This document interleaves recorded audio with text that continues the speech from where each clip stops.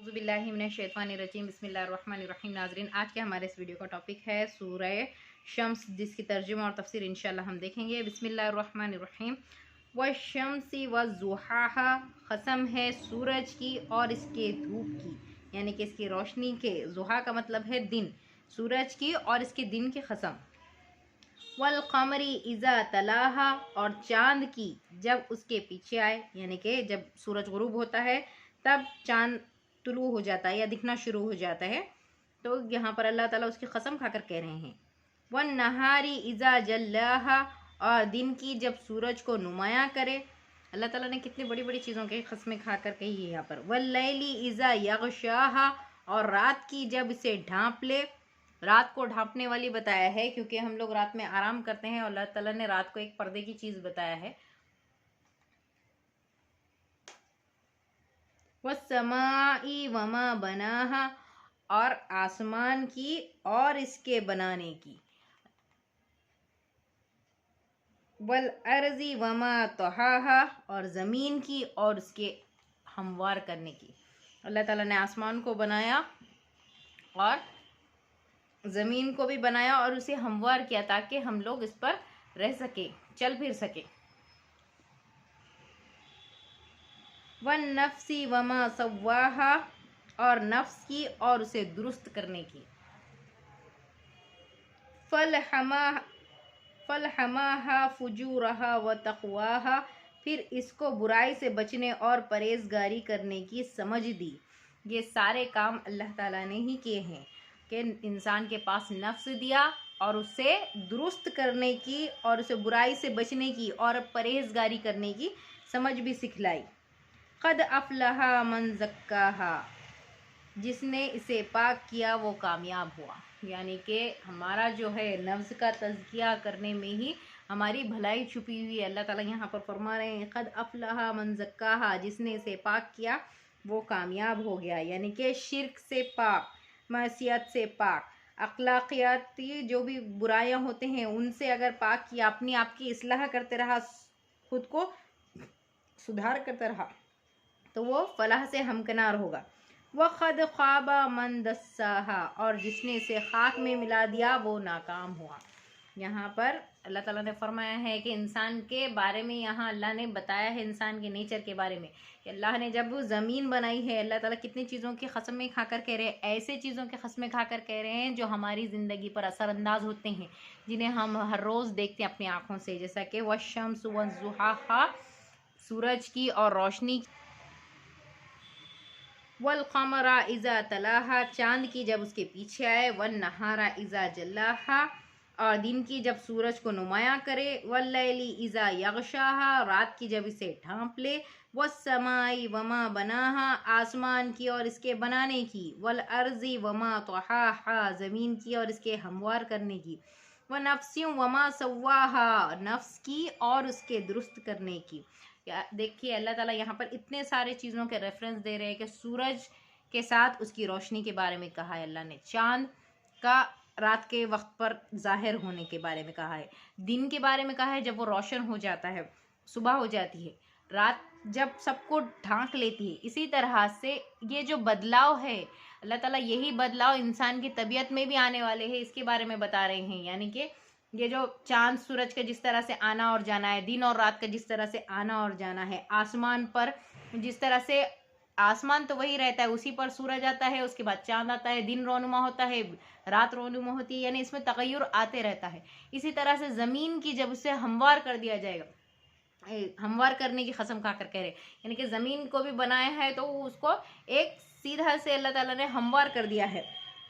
और इसी तरह से इंसान का नफ्स भी बनाया है और नफ्स को दुरुस्त करने की, अल्लाह ताला की तरफ से नफ्स की दुरुस्तगी होना ये बात ज़रूर है। ठीक है, अल्लाह ताला ने जब इसको इंसान को नफ्स दिया है, नफ्स यानी कि हमारी खुद ही एक मायनों में हमारा ज़मीर, इंसान का जो कुछ उसका करने का जो विल पावर है, एक तरीके से हम उसे विल पावर कह सकते हैं। तो ये चीज़ को हम नफ्स कहते हैं।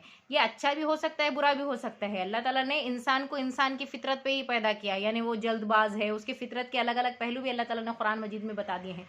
इंसान जिस तरह से जल्दबाज है, माल के हिसाब से उसकी किस तरीके से जब उसे ज़्यादा माल दिया जाता है तो कहता है कि मैं इज़्ज़त वालों में से हो गया, कम माल देते हैं तो कहता है कि मुझे ज़िल्लत हुई।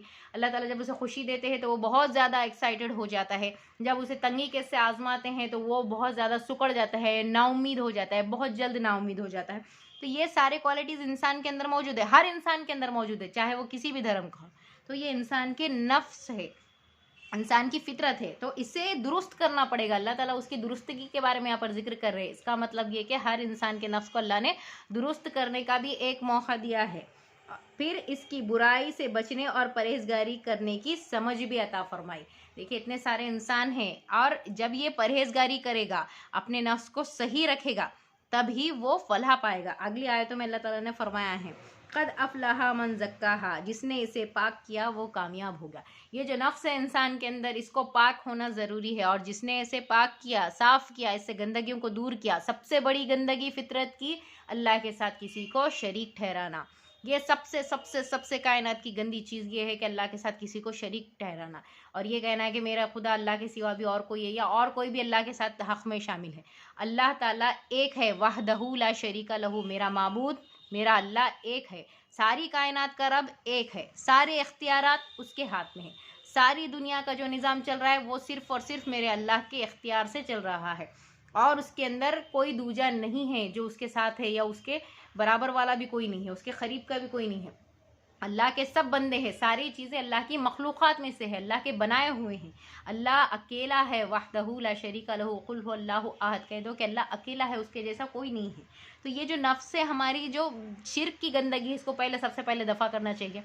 उसके बाद और भी गंदगियाँ होती है, जिस तरह बेहयाई है, माँ बाप से बदसलूकी है, बद अखलाक़ी है, और आपसी इंसान के जो रिश्ते नाते हैं उसके अंदर बेरहमी वाला है, जुल्म ज़ालिमाना ये जो फितरत है, ये सारी चीज़ों को दूर करना पड़ेगा।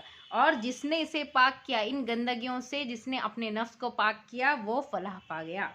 वक़द ख़ाबा मन दस्साहा, और जिसने इसे खाक में मिला दिया वो नाकाम हो गया। जिसने अपने नफ्स को खाक में मिलाना, यानी कि उसकी इज़्ज़त नफ्स को रुसवा कर देना, उसमें से गंदगियों को शामिल कर लेना, यानी कि वो गुमराह कर लेना, खुद को भी खसारे में पड़ा। जिसने शिर्क किया उसने वो खसारे में पड़ गया, उसकी इज्जत चलेगी।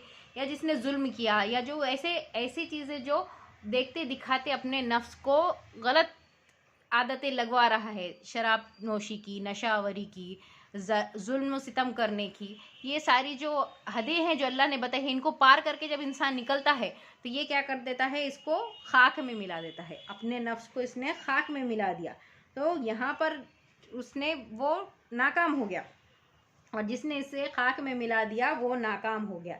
यानी कि उसके लिए ज़िल्लत और रुसवाई ही है, उसे दुनिया में भी ज़िल्लत और रुसवाई है, और आखिरत में भी ज़िल्लत और रुसवाई है।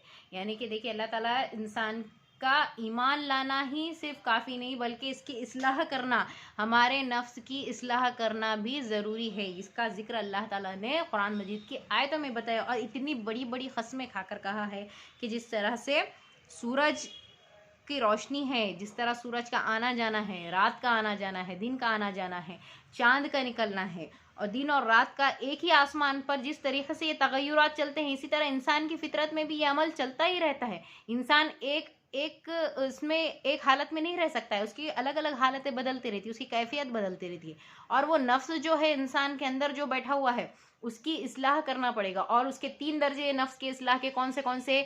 सबसे पहला है नफ्स अम्मारा, यानी एकदम पहली, ये बिल्कुल रॉ आप कह सकते हैं इसके नफ्स की सूरत है, जो नफ्स अम्मारा है, यानी कि जो दुनिया के जो खेल तमाशे, इसमें हर तरीके से उलझा हुआ है, बस दुनिया में फंसा हुआ है, उसे दुनिया के ऐश आराम इशरत यही चीज़ों में इसका दिल अभी अटका हुआ है। तो ये हो गया नफ्स अम्मारा, जो उसे गुनाह के करने पे रागिब करता है। इसी एक्साइटमेंट में आके इंसान ज़्यादातर गुनाह कर देता है, जैसे शराब नोशी की तरफ जाता है, जिनाकारी में जाता है, जुआ खेलने में जाता है, और बड़े बड़े गुनाह कर देता है। तो ये सब होते हैं नफ्स अम्मारा वाले काम। उसके बाद अगला स्टेज, जब ये थोड़ी सी इसकी नफ्स की इस्लाह हो गई, जब इसका थोड़ा सा सुधार हो गया, दुरुस्त गया आगे, तो आता है नफ्स लव्वामा। लव्वामा यानी कि मलामत करने वाला लफ्ज़, जैसा कि सूरह क़यामा में अल्लाह ताला ने नफ्स लव्वामा की कसम खा के कहा है। तो लव्वामा यानी कि ऐसा नफ्स जो मलामत करता है, और यानी उसको गलती करने पर अफसोस होता है दिल में। हाँ, वो अभी पूरा नेक नहीं हुआ, लेकिन उसके अंदर कुछ ना कुछ नेकी का पहलू ज़रूर है। यानी अच्छा करने के बाद उसे खुशी मिलती है, बुरा करने के बाद उसको बुरा लगता है। कोई अगर गलत काम मुझसे हो जाता है तो उसके दिल में एक एहसास होता है कि मुझसे गलती हो गई, गिल्ट क्रिएट होता है।